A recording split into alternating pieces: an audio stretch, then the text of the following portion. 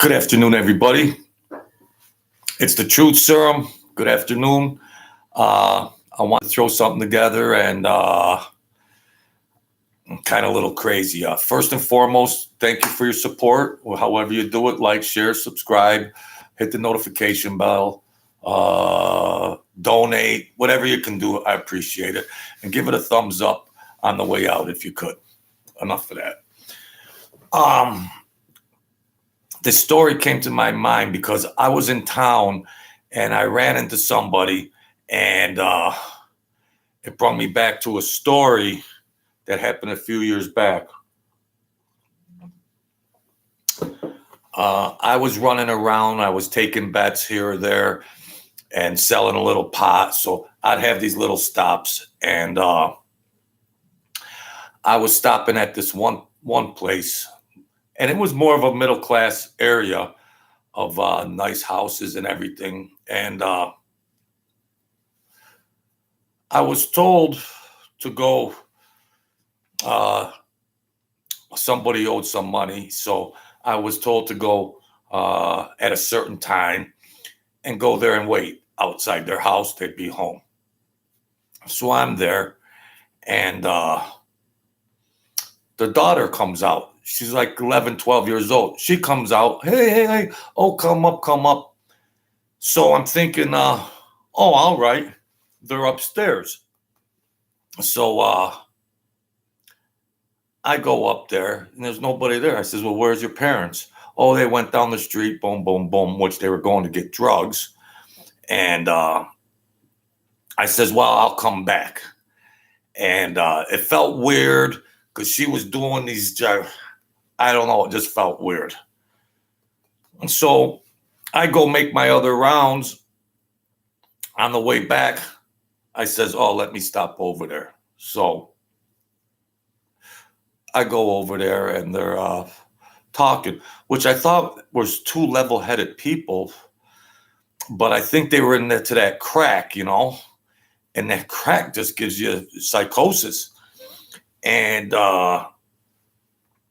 they're talking, and they're going, oh, yeah, Roxy's beautiful daughter. And I'm like, how do I reply to that? And then they're saying, like, more type of sexual innuendos that are pertaining to the daughter.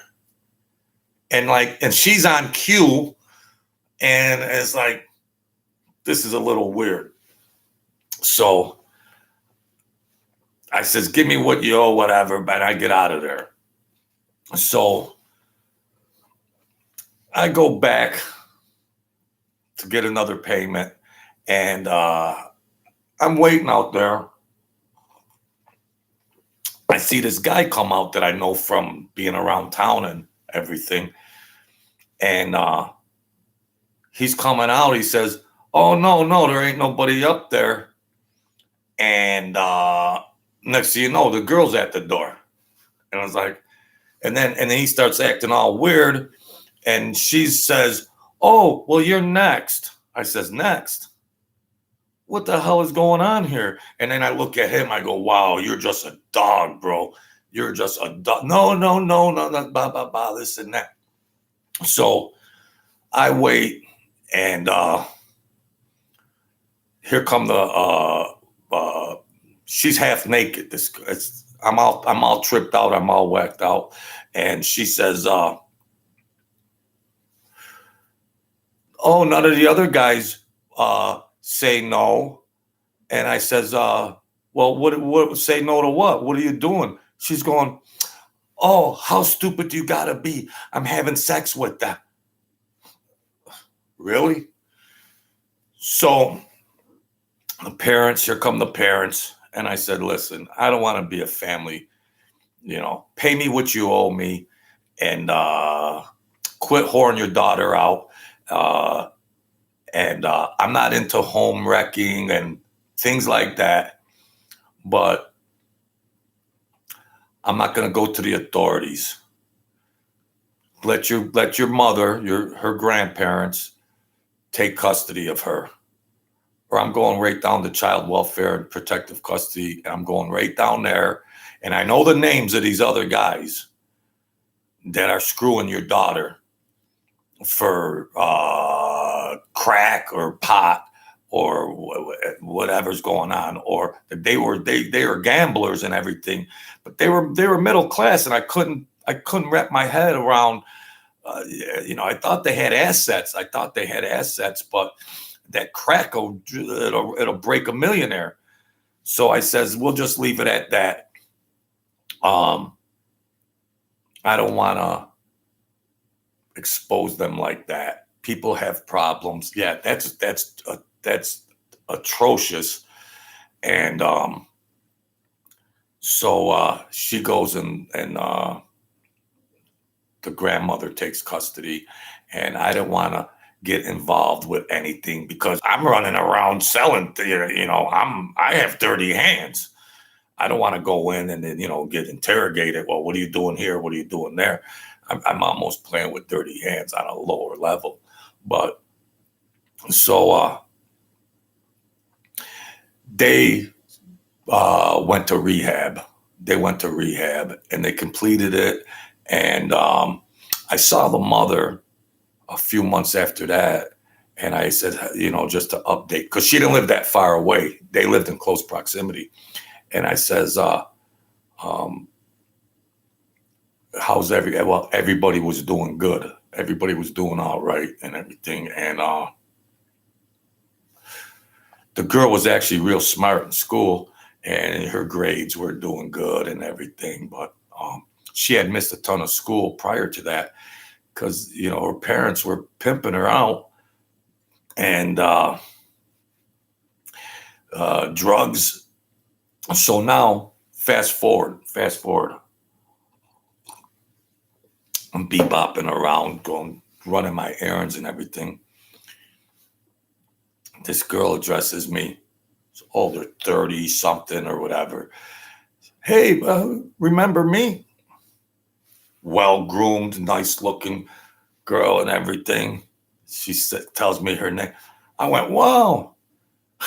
She says, yeah, she's an adult now. It's the same girl. And I didn't know what had happened prior to that. They had another daughter prior to that they were whoring out and prostituting, and she had came up missing. She had got kidnapped, and then they got her back, and then it was a big mess with one of her older siblings, an older sister, and they didn't get busted because I know the child welfare and all that custody that they're probably backlogged with all these. They probably get a million phone calls. Some are warranted, some aren't warranted. They probably get a million phone calls every day. And I found that out. And but as an adult, she was progressing, and she got a good career, and I was like, yeah. I said that was crazy, and I says, well, I'm glad I didn't participate in any of that. And she's like, yeah, they had the drug dealer would come over and have sex with the little girl and then just give them the drugs, right? The crack dealers. And I've heard of that. It's likely to happen in this crazy world. And with that crack, years ago, I knew a kid that was a good kid that murdered his grandmother to just go on her purse and take $80. And he went to Attica for life, behind crack when crack first came out. And it was just like, you get that crack psychosis, I guess, and you'll do anything. And so, if murder is on the menu for a crazy psychotic crackhead, then these parents that are crackheads selling their daughter, 12-year-old daughter, for drugs, that ain't that far-fetched if people are willing to murder for a ham sandwich behind crack. So that story reminded me, because I seen the girl when I was running errands, and she progressed nice and that her life was in order and everything. And it was just like a little matzo ball in the room. Like, geez, we both know. I felt embarrassed. You know, she got prostituted out, but life goes on. I kind of felt a little awkward because she knew that I knew her history, you know, and it was, you know, but she was very intelligent and very well spoken. And they were from a middle class family. See, the grandparents, they had resources, so they got everything in order as far as money for programs and resources and for therapy, a psychiatrist. You know, they had resources for that. So uh, that's that. T-Bird, good to see you, buddy. Uh, come back. This is the truth serum that was just on my mind. I just got home and I ran into her and I was like, that's a good story to tell. So I'll tell it. So, you know, share, support, hit the thumbs up button and hit the notification button. And we'll just keep rising up. I appreciate everybody's support. T-Bird, you've been riding with me for a long time. I truly appreciated that, friend. You know me. So, and I got some more crazy mob stories coming up. So, you know, I diversify a little here. Boom, boom, boom. I like telling stories. So thanks a lot, folks. Have a great day. And remember, be the kings and queens of your world because the DNA inside of us is from royalty. All right? Don't forget that. So thank you, folks. I'll talk to you soon.